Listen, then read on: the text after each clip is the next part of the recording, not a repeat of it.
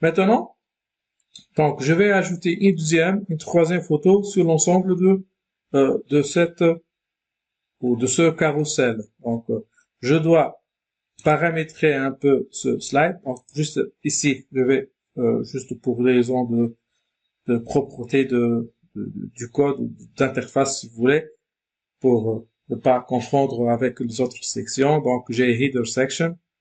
Donc, je vais la changer en français. Donc, section en tête, si vous voulez. Et donc, ici, j'ai section héros. Et ici, section galerie. Voilà.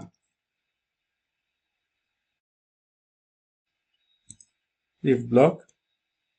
Maintenant, je vais sélectionner ce slide 1 pour le produit 1.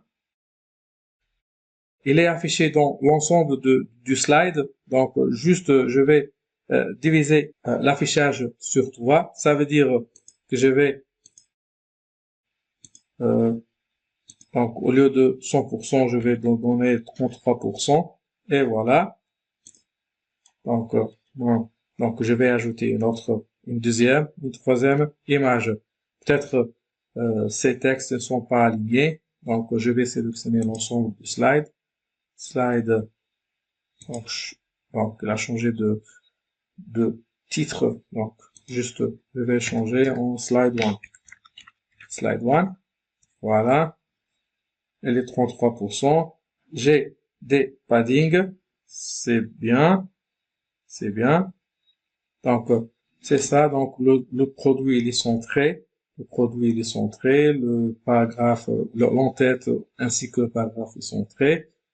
Juste, Webflow me permet de dupliquer l'ensemble du travail. Avant de dupliquer, juste, je vais effacer ces slides que je viens d'ajouter pour ne pas faire de redondance. Et donc, et je vais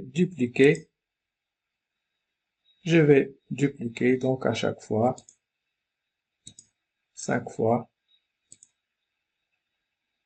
Voilà, il faut sélectionner dans l'interface, pas dans le menu. Donc,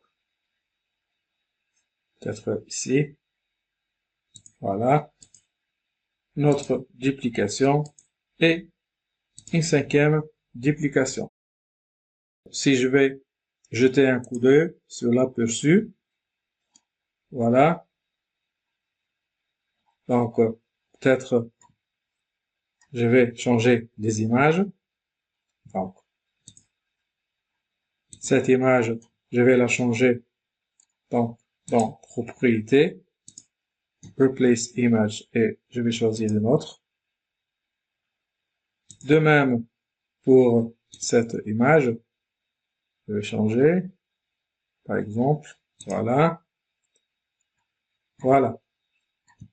Maintenant, je vais voir si, donc slide 1, donc pour la propriété, donc c'est slide,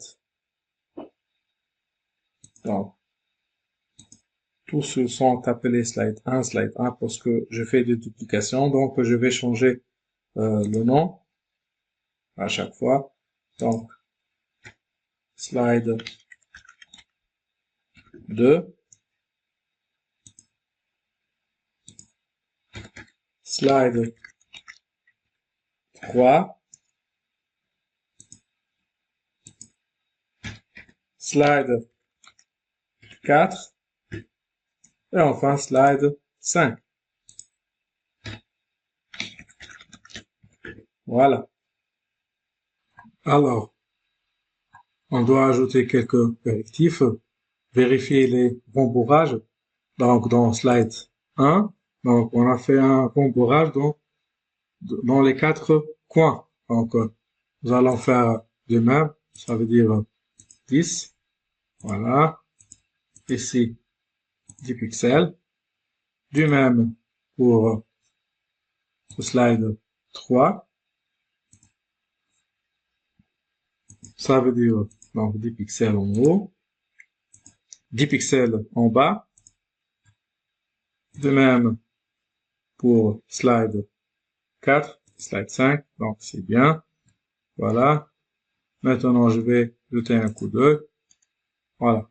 Bon, les flèches de navigation sont cachées parce que sont déjà en blanc avec un arrière-plan qui est blanc. Donc, juste, je vais changer.